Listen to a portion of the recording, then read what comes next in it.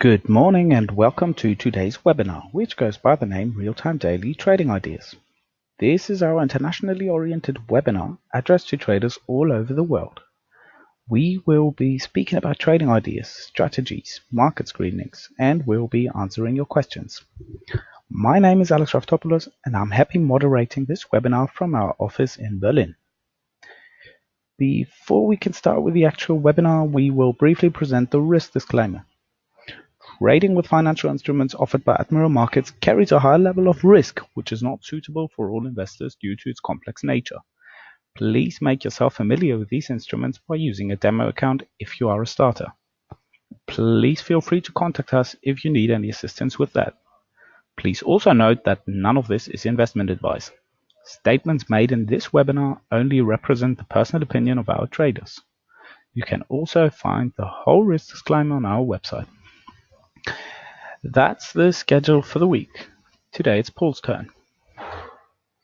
And before I finish off with the introduction, I would like to invite everyone interested in trading to try us out and benefit from the best index and forex offerings with spreads of just 0.8 pips. Please feel free to have a look around our website and explore our international activities. And do not hesitate to contact us should you have any questions. Well, enough of me for the moment. Now it's Paul's turn. Good morning, Paul. How are you doing? What's your outlook of the markets for the moment?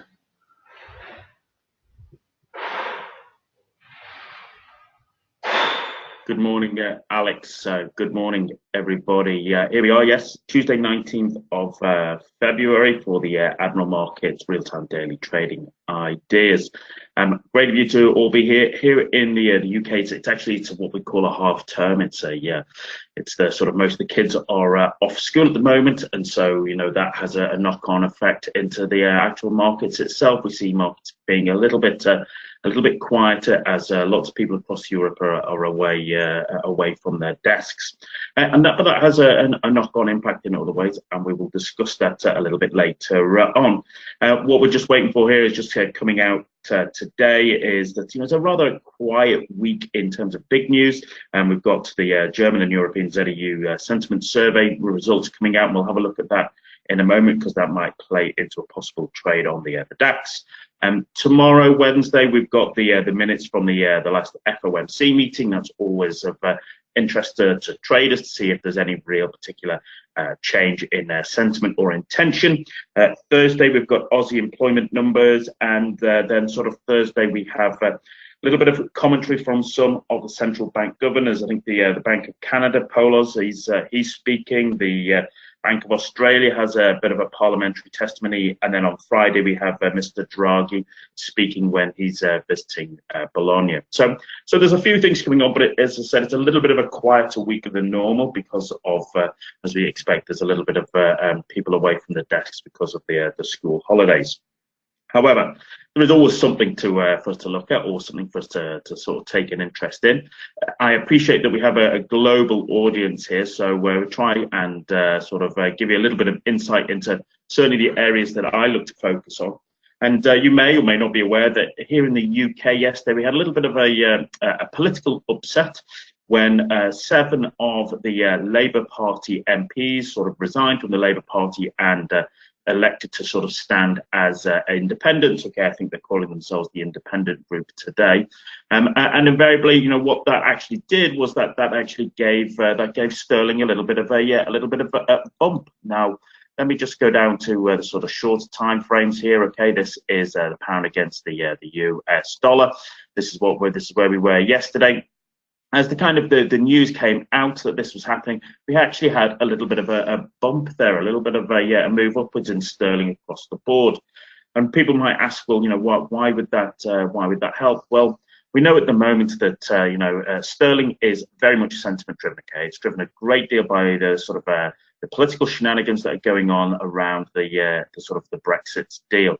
What we're seeing is that, with 7 of those Labour MPs sort of stepping away from the Labour Party, it makes it more likely that Jeremy Corbyn would fail to win a future UK election, which is deemed to be positive move for the UK. governments, businesses, institutions, not terribly big fan of Mr. Corbyn, some of his views with regards to how he'd like to run the UK, sort of frighten companies, okay, frighten banks and institutions, and so anything that kind of removes the likelihood of him actually winning an election is actually going to be deemed to be a little bit of a positive boost for the sterling. But actually, what's happened is that's waning away. As always, these events, they have sort of consequences of themselves. What we realised is that those 7 MPs who left the Labour Party, they are also very fervent Remainers. Okay, they believe that the UK should stay within the EU. And actually, what the rumours are, and I do hasten to add, it's just rumours, are that actually, there may be politicians coming from the Tory party who may actually look to effectively to leave the Conservative Party and actually move across to stand as independents as well. Most of those being once again MPs who are fervent Remainers, who actually do not want either A, the UK to leave the EU, or B, certainly don't want the UK to leave under a no-deal Brexit. So, of course, that adds in an element of uncertainty. Once again, we're sort of running down the clock here. We're about 6 weeks, 5 to 6 weeks away. So, of course, these kind of political shenanigans have a little bit of an impact on the sterling. So even though we did have some sort of medium news on UK this morning, which for the most part was pretty much on point. Nothing really shocking in terms of major misses. But what we have is that the sort of, let's say, the knock-on consequences of yesterday's political actions will unfortunately have ramifications, I think, over the next 7 to 10 days. If we sort of start to see that some of those sort of Tory MPs leave the sort of the Tory party and stand as independents, or we actually get further, let's say, higher end Labour MPs leaving the sort of Labour Party, well, that in itself will add in that element of uncertainty, and of course that will have a knock-on impact into sterling. So whilst we're here, let's just have a little bit of a look. I know that pound against dollar, in fact, sterling across the board is a pretty popular trading instrument. If I look here on the pound against the dollar, okay, the weekly chart here, I see actually prices just bouncing there between the sort of the weekly 50 around about 130, 170, and then around about the sort of the weekly 20 at around about 128.50, 128.65. And then, of course, we've got the sort of 130 big round number then. And I think what will happen is that, we'll see that what might actually happen in terms of, the political shenanigans, and also a case of what will happen with regards to will there be a deal to be done. And we're seeing that here, and I actually just think that that we will bounce around maybe for a couple of days until perhaps we see if there's any let's say further step downs from either Labour or Tory MPs that will have an impact upon the on sterling. Pound against dollar at the moment, yes, we've seen a nice rejection candle there of the weekly 20. But I'd be seeing that price might drift up to around about 130, but I'd be waiting to see the ramifications of that move. I think if I'm interested, but I'm interested looking at pound against yen. I know last week I had a few questions about pound against yen, and we ran out of time before we could take a look at it. Here's the daily chart now. Of course, prices have been a little bit skewed invariably by the flash crash we had at the start of the year. But since then, we've had, pound sort of chugged its way north, all right. And what I see here is, price on the daily chart is that, that's a little bit of a sort of a bullish flag pattern there, okay, that we're seeing. Prices once again, okay, it's sort of tapped by the 200 period moving average top, supported by the sort of 50 period moving average to the base of it. And I think that, we might see, a drift of that, okay, pound drifting back up towards that sort of 200 period moving average at around about that 144.64. And I think, part of that is an element that, perhaps, just perhaps, there might be some sort of deal done over the next few weeks. Certainly if the Malthouse compromise that gives us an ability to sort of strike a little bit of a better deal that will help Theresa May sort of assuage the sort of rhetoric of the hardline Brexiteers. That might happen, might actually just give us a little bit of a sterling bump, okay, and see that sort of drift up there towards around about that 144.75. And interestingly, when I look at the pound against the Swiss franc, pound against the Swiss franc is doing pretty much the same. You know, we've had the move down at the start of the year. We've had a rally there at the north, and now we're in a bit of a scruffy flag there. Okay, we're holding up. The 200 period moving average is acting as dynamic support. Once again, I sort of just want to see if if we get some news out that sort of talks about a possible deal, will we see sterling sort of break that sort of resistance line to the north and move its way back up to around about, I'd say, that 130, 132 level. That's what I'd be looking to see if it breaks and moves in that direction. But look at pound against Aussie, okay, you know, what I see there is pound against Aussie. This is the weekly chart. You know, what I see is, you know, there's a bit of a coil going on here. You've got the weekly 200 here, the green moving average there. We've got the weekly 50 period moving average, and we can see the price is just getting squeezed. Hopefully you can see that there. Price is pretty much squeezed between the weekly 200, the weekly 50, and the weekly 20. You know, and invariably what we sort of expect is when we see price getting squeezed like that, well then, you know, it's like anything. You know, we get a little bit of a squeeze, then hopefully we'll be getting an explosion out of it. And I would think that, you know, if there is a deal, we'll see sterling rally across the board. Okay, if any sort of hint of a deal or any sort of suggestion that there'll be a deal, we'll see a rally in sterling across the board. If I go down to the daily chart on the pound against the Australian dollar, well, you know, we can see we've had this really quite nice supporting trend line to the top. We're looking at, you know, it's a bit of a, I'd say it's a bit of a scruffy resistance line there, but you know, it's just all it's doing is further confirming the price at the moment is coiling up. Okay, the pound against the Aussie is coiling up.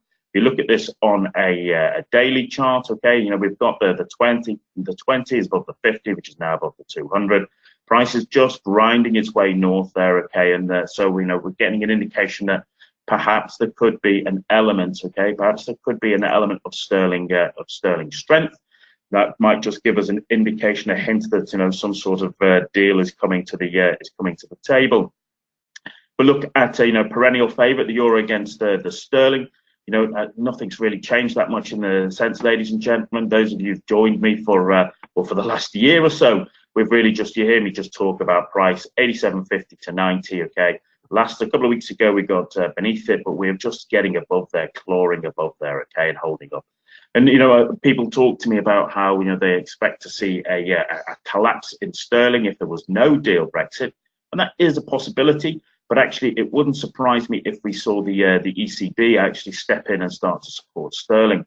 Well, why would they do that? Well, of course, they don't want sterling to weaken too much against the euro any further, because invariably that would make European exports to the UK considerably more expensive. So it's in their best interest to ensure that we have a sort of a relatively strong sterling against the euro. And in fact, you know, that's what I expect that's what we will look to see. So interestingly, you know, to just look at that UK look, well, we've had the UK 100 there, the FTSE 100, after sort of you know, basing out around here, around about sort of 700 to 850. We've actually had a pretty nice run on the FTSE there over the last month or so. Okay, I wouldn't be surprised if we sort of drifted back up towards the that daily 200. Okay. Personally, I think that this FTSE drift is not necessarily anything to do with the UK, but actually just more a bigger indication of what we're seeing with regards to the global indices. And if I just zip across to my indices profile, what hopefully you should be able to see is here's the daily chart. Okay, if I just here at the bottom right is the FTSE. You know, what we can see is that you know, if I just move this box out of the way here, then you know, what you can see there on that daily chart is that, you know, we've had the, you know, we talked about this last week. The Dow Jones is still sort of pushing to, you know, back to highs, as is the S&P. Nasdaq, you know, it's up at the 200, but you know, you can see that the trends on the Aussie, the ASX, okay, has been an uptrend. Even the Nikkei, whilst it's been lagging, okay, there's an uptrend there. The Chinese, okay, Chinese A50 here. Okay, and even the DAX, which we're going to have a little bit of a look at the moment. So I think that FTSE move has been a little bit of more of a case of an element of being dragged north by these indices. And what we're seeing is that, you know, we're getting rumours of that, you know, the US-China trade talks are this week. They seem to be going well, and there's talk about Mr. Trump and Mr. Xi actually meeting, okay, to, you know, and I'm sure they wouldn't be doing that unless there was a deal to be done. And as I've suspected and said, I think that if there is a good deal done, it would not shock me if we sort of push back to those highs back in sort of 2018. If we pushed our way back up to 26,700, 26,800, maybe even higher there on that for as we get a bit of a relief rally, and you can see that yourself. So I think FTSE has just been carried along a little bit by the sort of belief that there will be a global trade deal between the Americans and Chinese. Okay, and that is what we've seen as an indication of dragging equities indices north. And as I've said for pretty much the last month, that China sort of America deal has been. That is the one thing that's actually sort of people are watching for and waiting for. That's what people want to see.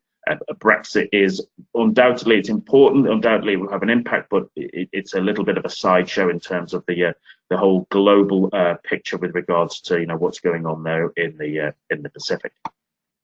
So just to finish off, let's have a little bit of a look at some of the major ones. Have a little look at there's opportunities showing up for us. As always, we've talked about the sort of the dollar index there. Okay, there's always have a little bit of a look there. You've heard me talk about it for the last few weeks, saying I wanted to see price get up to this region. Okay, here about 96.70, 96.90, and that's what we've seen. Okay, we've drifted our way up there. I wanted to see the price do up there and then reverse over. We've had a bit of a rejection candle there up there at the moment. Okay, and if I go down to the daily chart, what we had here was a nice sort of a key reversal there. I'm just going to put in an arrow so hopefully you can see that. Okay, just to show that there. If you want to know more about key reversals, that was one of the tactics that we cover in the Mastering the 4 M's of Trading webinar series, which is every Monday London time at 4 p.m. And we talked about that.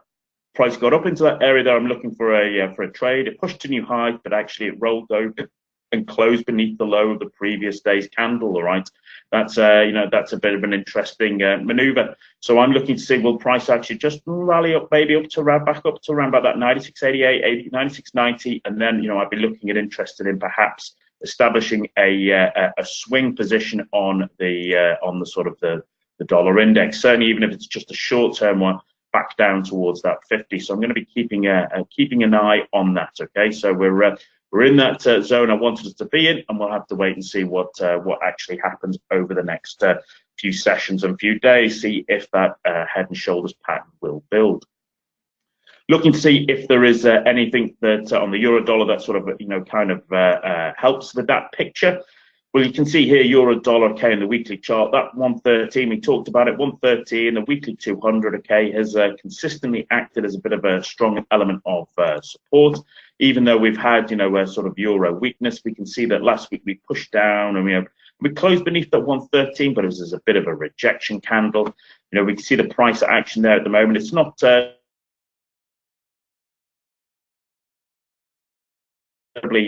attractive, but once again, one thing as a major area zone of support. So we'll have to sort of just wait and see. And I think what to see for a move off that, I think maybe seeing some outcome from the FOMC minutes tomorrow evening and Draghi's conversations or his speech on Friday. That might be what gives us a little bit of a nudge in the right direction.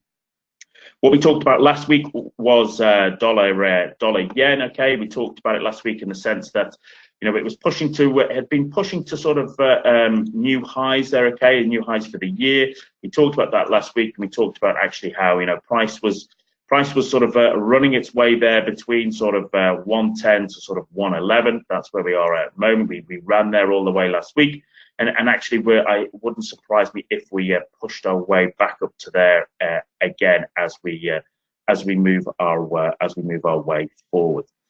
So just to finish off very quickly with a look at the DAX. I know that's one of our most sort of popular trade instruments here at Admiral Markets. Here we are on the weekly chart. I'm kind of curious. I was wondering to see.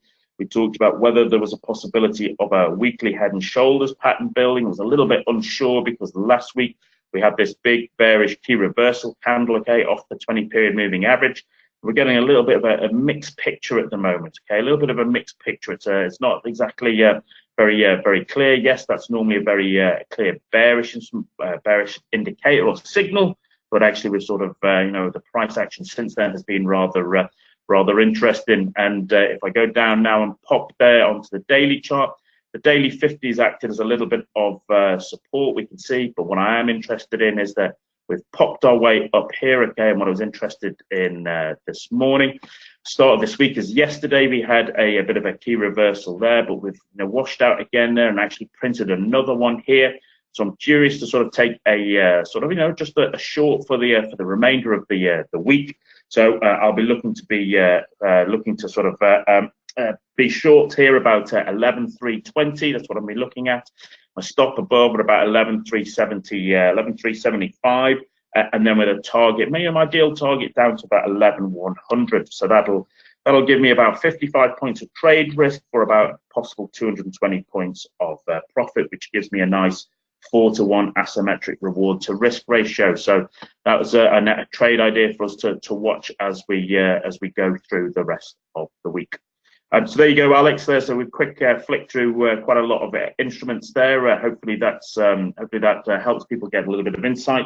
If we've got any questions, I'll happily take them just to finish off the session. There is just one question for you, Paul. It's about your Skype ID. Rahman is asking if you can give him your Skype ID. Yes, if he wants it. My Skype ID is Wallace, which is WALLACHE. That's it, WALLACHE. Okay, perfect. That's it. That's it for today. Thank you very much for your comprehensive analysis, Paul. Thanks to the audience for listening. I hope you enjoyed today's webinar. If you did enjoy it and would like to review it, you can do so anytime. Just give us an hour or so to upload it onto YouTube. I wish everyone a good day ahead. Goodbye, guys.